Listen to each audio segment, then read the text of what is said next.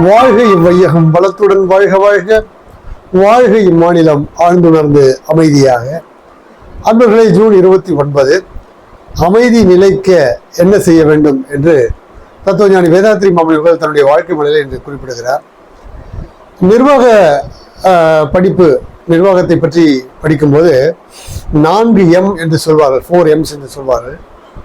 மணி, machine, material, மென் என்று சொல்வார்கள். இந்த 4 நிர்வாகம் செய்வதற்கு மிக பிரயத்தனப்பட வேண்டியது, மிகவும் சிரமமாக இருப்பது எதுவென்றால் மென் மேனேஜ்மெண்ட். அதனால எல்லா நிறுவனங்களிலும் பார்த்தால் ஹியூமன் ரிசோர்சஸ் மேனேஜ்மெண்ட் என்றும் பர்சனல் டிபார்ட்மெண்ட் என்றும் வைத்திருப்பார்கள். என்றால் மனிதர்களுக்கிடையே தான் எப்பொழுதும் பிணக்கு, அச்சம், போட்டி, பகை, பொறாமை இவையெல்லாம் அதிகம் காணப்படும். எனவே இவைகளுக்கு தனியாக துறையே தேவைப்படுகிறது. அது ஒரு பக்கம் என்றால், வாழ்க்கை நிலைகளிலும் அப்படித்தான் தொடர்ந்து மனிதன் அச்சம், போட்டி, பகை, பொறாமையோடு வாழ்ந்து கொண்டிருக்கிறான், அமைதி இல்லாமல். இத்துணைக்கும் அவன் வாழ்க்கையில் எல்லா வசதிகளையும் பெறக்கூடிய வாய்ப்புகளையும் இயந்திர உற்பத்திகளையும் கொண்டிருந்த நிலையிலும் இதே நிலைதான் தொடர்கிறது என்று சொல்லும்போது வேதாத்ரி மகரிஷி அவர்கள் சொல்கிறார்கள், மனிதனுக்கு 4 விதமான தேவைகள் இருக்கிறது.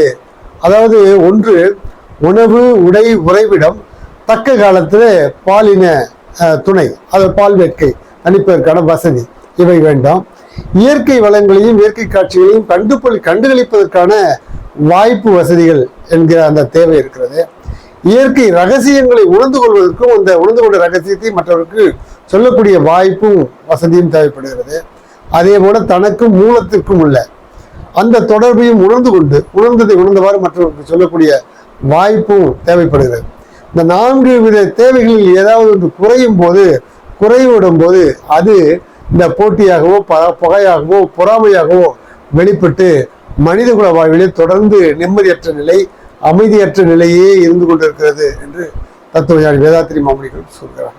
அப்படி என்றால் மனித சமுதாயத்தில், இந்த உலகத்தில் மனிதர்களிடத்துல அமைதி நிலைக்க என்ன செய்ய வேண்டும் என்று சொன்னால், இந்த 4 வித தேவைகளும் எந்த பாரபட்சமின்றி, சாதி, மத, இன வேறுபாடுகள் எதுவும் இன்றி எல்லோருக்கும் சமமாக கிடைக்கக்கூடிய வகையிலே நாம் சிந்தித்து செயலாற்ற வேண்டும் என்று தத்துவஞானி வேதாத்ரி மாமனி கூறுகிற அந்த கருத்தை உங்களிடத்திலே எடுத்து சொல்லி இன்றைய சிந்தனையை நிறைவு செய்கிறேன்.